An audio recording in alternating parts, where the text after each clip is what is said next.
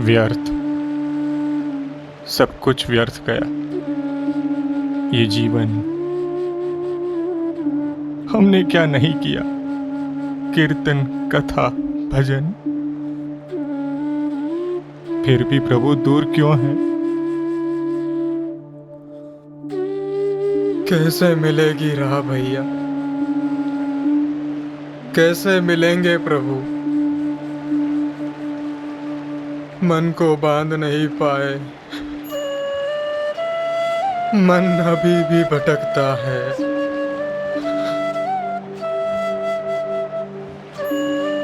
सभी त्याग व्यर्थ लगते हैं आज,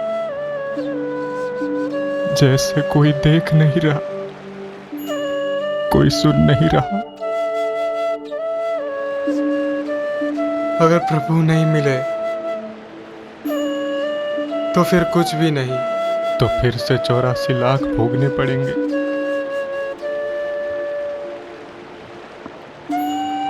ये मानव जीवन तो व्यर्थ गया, व्यर्थ। इस गहन निराशा के क्षण में, टूटे हुए हृदय की पुकार में, उनका जीवन जैसे सिमट कर रह गया था। वे यहां तक कैसे पहुंचे? आइए आरंभ से जानते हैं।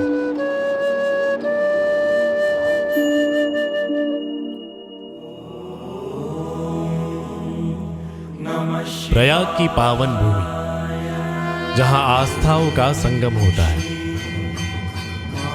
वहीं एक क्षत्रिय परिवार में दो भाई जन्मे, आनंद दास और विश्वंभर दास।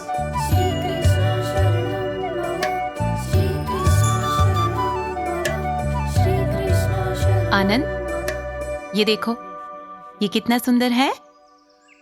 चल पहन लो, तुम्हारे लिए ही सिलवाया है। नहीं माँ, ये कपड़े तो तन होता है, इससे मन में कुछ नहीं बदलता। कैसी कैसी बातें कर रहे हो, साधु संतों जैसी। हाँ भैया, आप सही कह रहे हो। माँ, मुझे भी ये गहने नहीं पसंद। माँ, ये पहने तो क्या होगा, मन तो शांत नहीं होगा ना। इतने छोटे हो और इतनी बड़ी बड़ी बातें। आज त्योहार है, पहनना ही पड़ेगा। चलो पहनो। नई पोशाकें, आभूषण सब व्यर्थ लगते थे। सब कुछ ब्राह्मण को दे देते।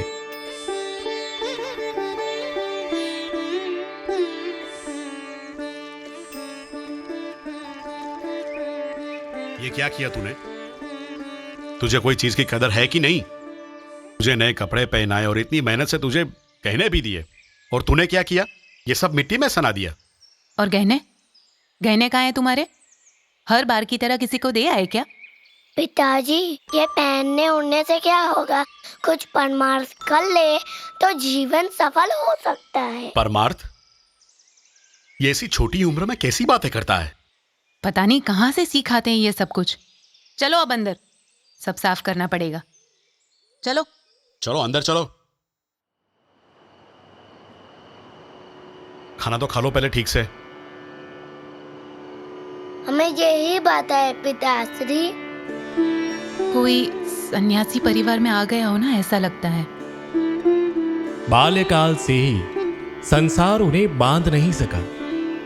भीतर वैराग्य की ज्वाला धीरे धीरे दधकने लगी। वे अभी बालक ही थे, पर उनके मन में प्रभु के लिए लगन थी।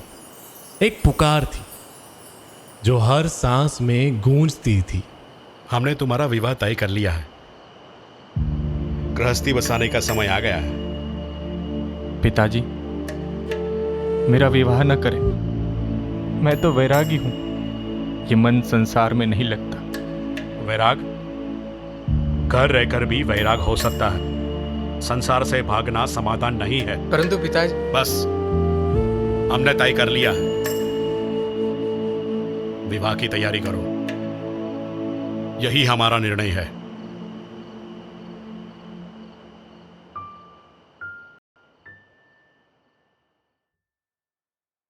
विश्वंभर, सिर्फ एक ही दिन शेष और माता पिता है कि मान नहीं रहे।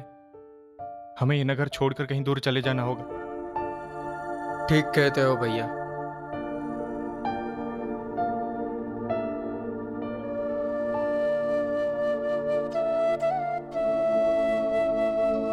हम आज रात ही निकल चलते हैं।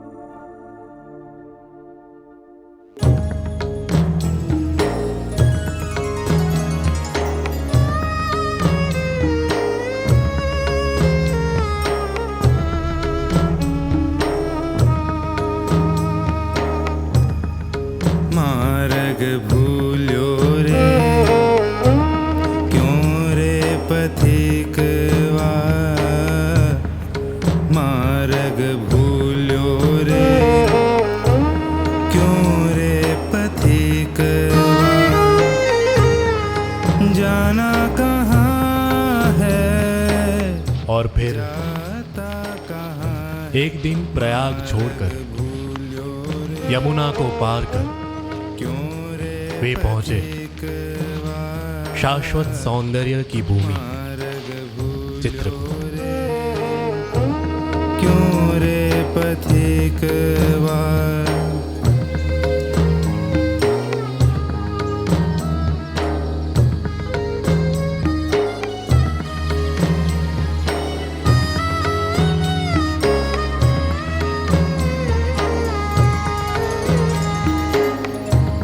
क्यों पहुँचा तू माया नगरी, प्रेम नगर की क्यों छोड़ी डगरी, मेरी बात तू समझ 8 दिन बीत गए।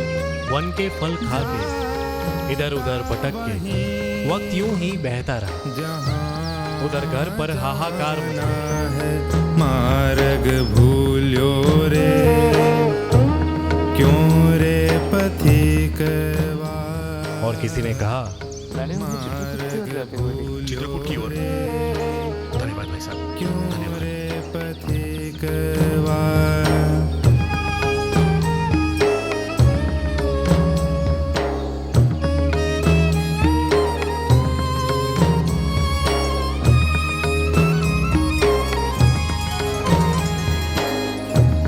मैंने कहा तू गोकुल जइयो, मथुरा जइयो, वृंदावन जइयो, भक्तों के घर जो तू जाता यहीं रह जाता, रहना यहाँ है मार्ग भूल्यो रे। बेटा बहुत हो चुका, अब घर चलो। हम तुम्हारे विवाह की बात नहीं करेंगे।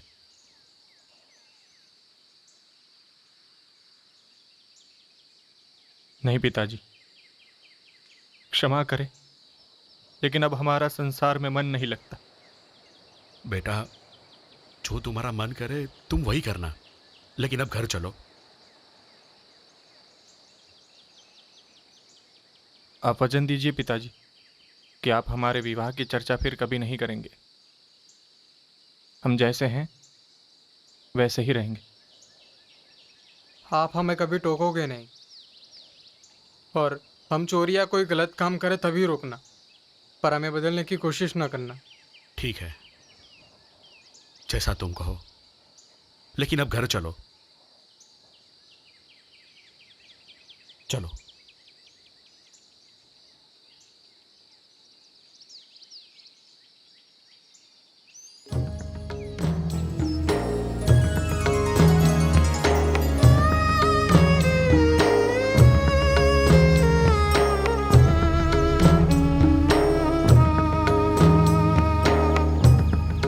मार्ग भूल्यो रे क्यों रे पथिकवा, मार्ग भूल्यो रे क्यों रे कपड़े तो बदल लो, खाना तो खा लो। जाना कहाँ है जाता कहाँ है मार्ग भूल्यो रे क्यों रे पथिकवा मार्ग भूल्यो रे क्यों रे पथिकवा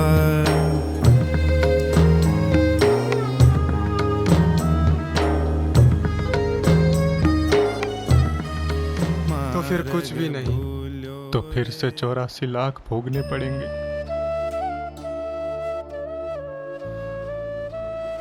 ये मानव जीवन तो व्यर्थ गया, व्यर्थ।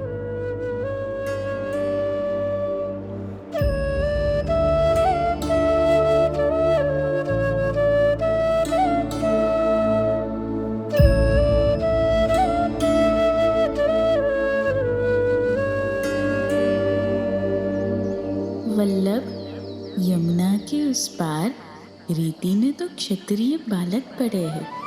मेरे लिए उनके हृदय में तीव्र ताप है। आप शीघ्र जाए और उन्हें अपनाएं।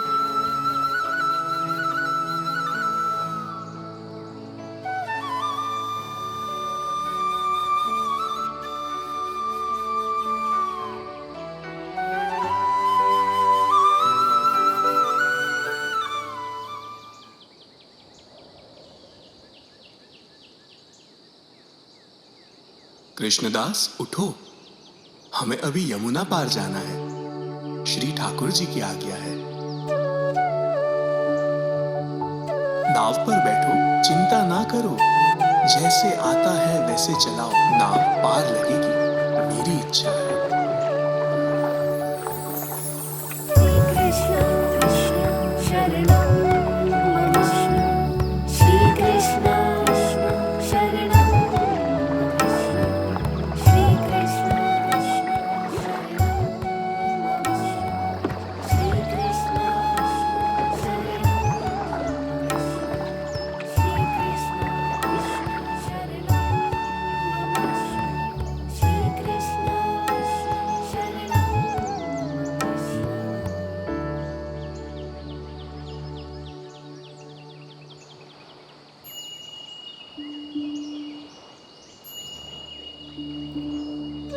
कृपा करें गुरुजी। हमें अपना लीजिए। प्रातः काल होने पर नाम श्रवण कराएंगे। महाराज, प्रातःकाल तक ये देह रहे न रहे, इस देह का क्या भरोसा। विलंब न करे प्रभु। न जाने सुबह तक ये बुद्धि कैसी हो जाए। तुम्हारी बुद्धि कभी नहीं बिगड़ेगी। तुम उत्तम जीव हो।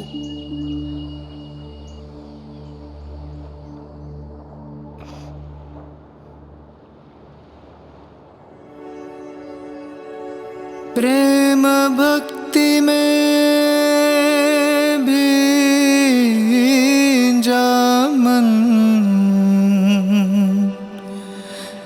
जब वल्लभ मन तो संसार में था ही नहीं, मगर श्री आचार्य जी की ऐसी कृपा हुई, वेद मंत्र पढ़कर यमुना जल छिड़का। संन्यास निर्णय ग्रंथ करवाकर दोनों भाइयों को सुनाया।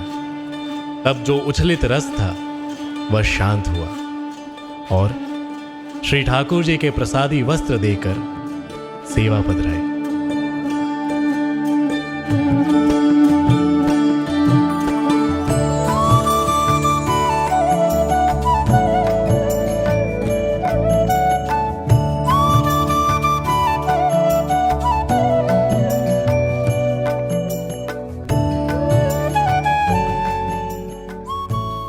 पिताजी, माँ, आ गए मेरे लाल। कहाँ थे? हमें बस घर में एक अलग स्थान दे दीजिए, तो फिर हम यहीं रह जाएंगे। अलग स्थान क्यों? ये घर तुम्हारा ही तो है। अब हम घर में ही श्री ठाकुर जी की सेवा करेंगे। हाँ, हमें बस एक अलग स्थान दे दीजिए। ठीक है बेटा।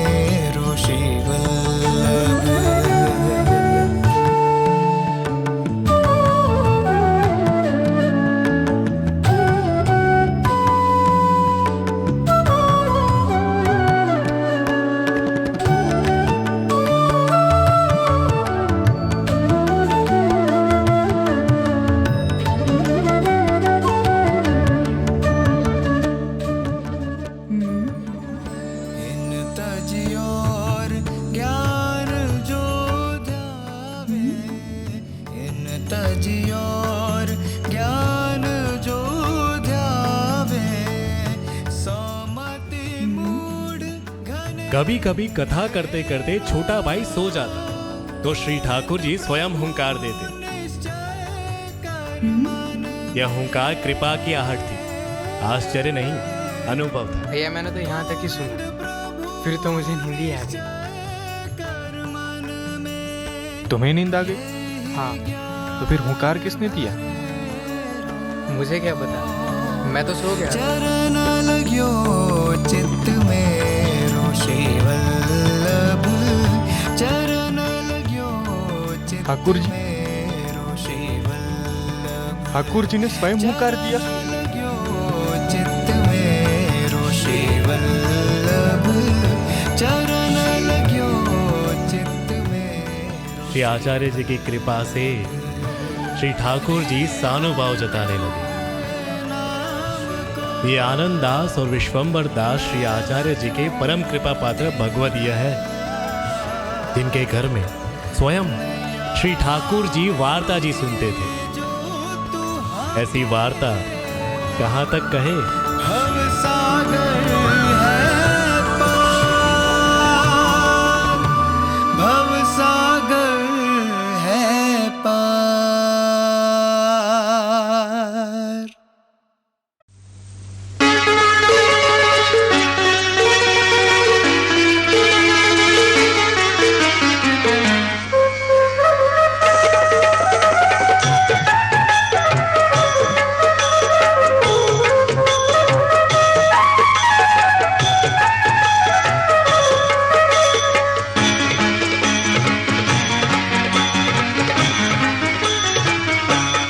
मार्ग भूलो रे क्यों रे पथिक वार, मार्ग भूलो रे क्यों रे पथिक वार। जाना कहाँ है जाता कहाँ है, मार्ग भूलो रे क्यों रे पथिक वार, मार्ग भूलो रे क्यों